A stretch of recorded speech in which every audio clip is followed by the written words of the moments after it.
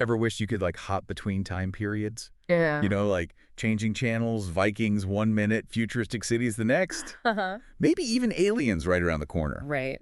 Well, that's basically the wild ride of the fantastic journey. A Yeah, 70s sci-fi show that, honestly, I think deserves another look. for sure. And you know what? You specifically requested this deep dive. Oh, wow. So, let's unearth some fascinating facts about this almost forgotten series. It definitely flew under the radar for most, but it had such a unique premise. Okay, I'm intrigued already. Imagine a group of people from different eras and planets Okay. stranded on a mysterious island where time itself is warped. Okay, not your typical island getaway. Right. Not at all. Yeah.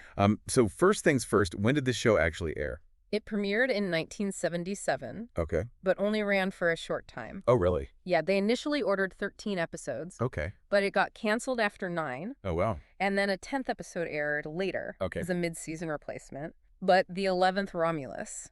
Was never produced. Wow. Talk about a rough journey for the show itself. Right. So why the cancellation? Was it just too out there for audiences back then? It had tough competition going up against shows like Uh, The Waltons yeah. and Welcome Back, Kotter. I could see that. Plus, NBC kind of shuffled it around the schedule Oh, really? a bit, making it hard for viewers to find. Yeah, that'll do it. Yeah. Okay, back to the show itself. Yeah. You mentioned the time warping island. Right. Give us the rundown. How did these folks even get there? Well, the show really tapped into that 70s fascination with the Bermuda Triangle Uh-huh. and all those unexplained phenomena. Yeah. So we've got a glowing green cloud, Okay. eerie ship bells, Hmm.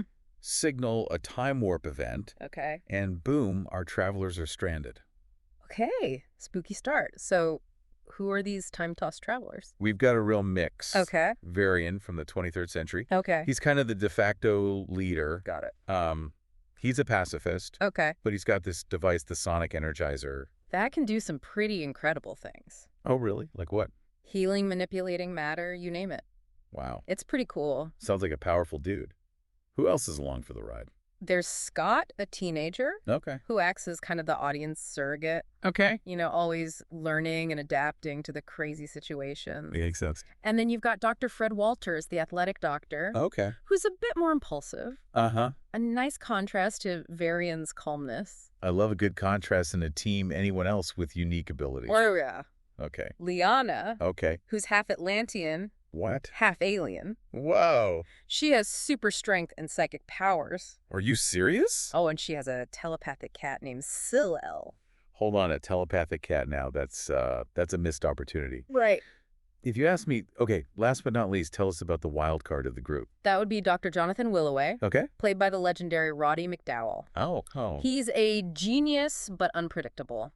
Oh. Not always trustworthy. Okay, so he keeps things interesting. He does. He really does. This group is shaping up to be quite the ensemble. Now, I know you've got some specific episodes picked out Yes. that really highlight the weirdness and wonder of the fantastic journey. Where should we start?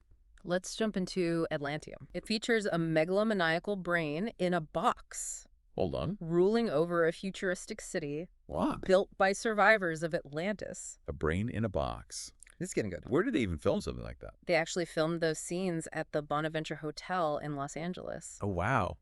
Adds a cool layer of real-world connection, don't you Yeah, think? definitely. So Atlantium is a whole society, It is. but they're under the control of this disembodied brain. Right. What kind of conflict does that create for our travelers? Well, they discover that this society is completely controlled by this being called the Source, which is essentially a disembodied brain with advanced technology. Okay, that's creepy and fascinating at the same time. Yeah. How do our heroes handle this situation? They're forced to confront the ethical implications Okay, of a society where free will is non-existent. right. And remember, Varian is all about peace and understanding. Right. But even he has to draw a line somewhere. I can imagine. So it sounds like Atlantium really puts our time travelers' morals to the test. Yeah, for sure. What other memorable episodes did you unearth? Okay, Beyond the Mountain is another great one. Okay. The group gets separated by, you guessed it, another one of those glowing green time warp clouds. Oh, man. So Liana ends up with Willoway in a community of androids, Okay. while the others are stuck in a swamp with these green-skinned humanoids. Oh, that sounds intense. Yeah. How do those separate storylines play out? It's a great example of how the show blends sci-fi with classic adventure. Okay. Willoway's cunning and manipulative side comes out, No. Oh, while Fred's medical skills become essential for survival. talk about a high-stakes situation. Okay, this next one sounds really intriguing.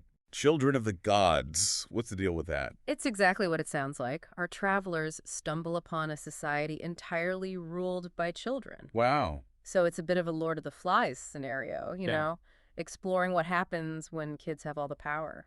That sounds both fascinating and a little terrifying. It is. Okay, you mentioned earlier that not all of Liana's powers were explored. Right. Were there any other missed opportunities you noticed in the show?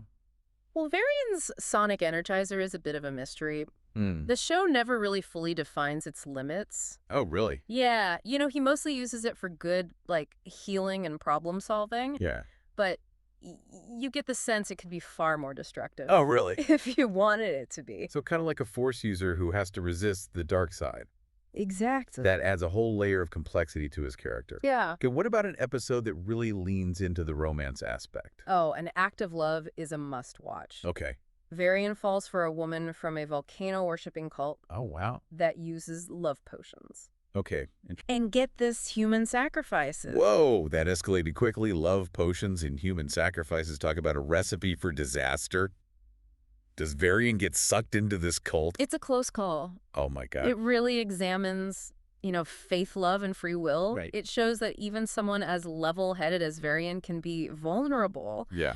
to manipulation when his emotions are involved. Love can make you do crazy things. Okay. Speaking of crazy, what about a truly creepy episode Oh, yeah. that will stick with our listener long after this deep dive is over? Funhouse definitely fits the bill. Yo. Our travelers stumble upon an abandoned carnival. Okay, already creepy enough. Right. Yeah. But it turns out to be run by an ancient Greek sorcerer Oh. who wants to steal Willoway's body.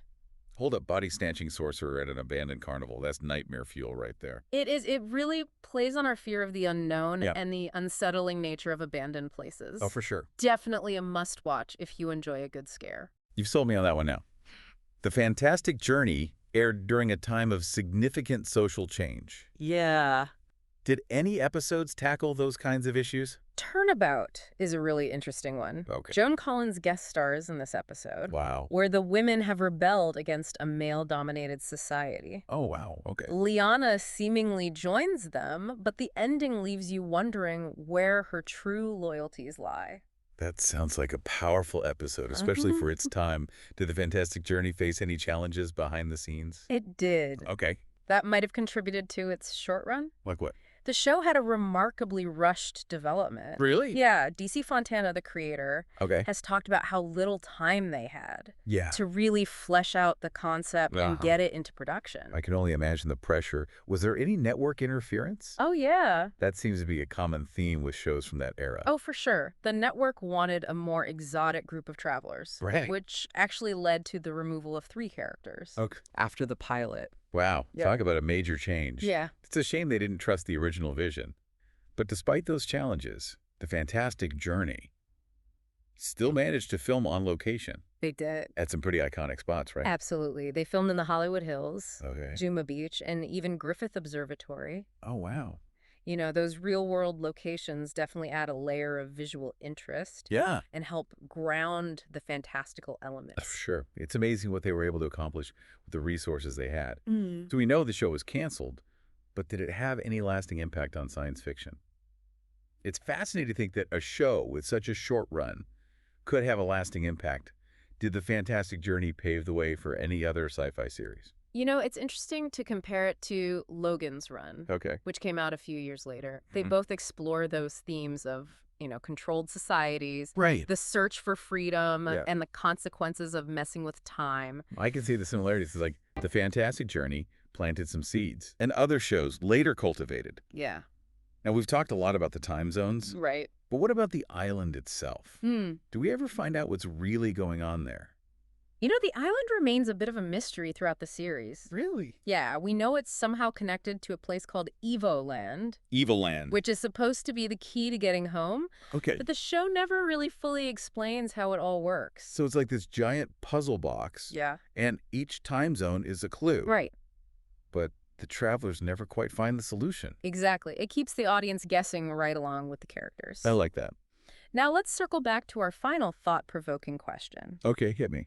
We've talked about the time zones you'd be drawn to, Right. but what about the ones you'd actively avoid? Hmm. So if you were stuck on this island, which time zone would be a hard pass for you?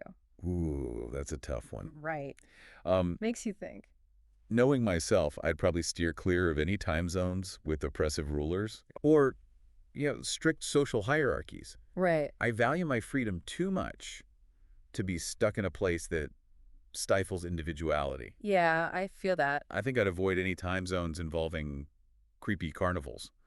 Or body-snatching sorcerers. Funhouse was enough to give me nightmares. Oh, yeah. I can see why you'd give these a wide berth. But on a more serious note, Okay.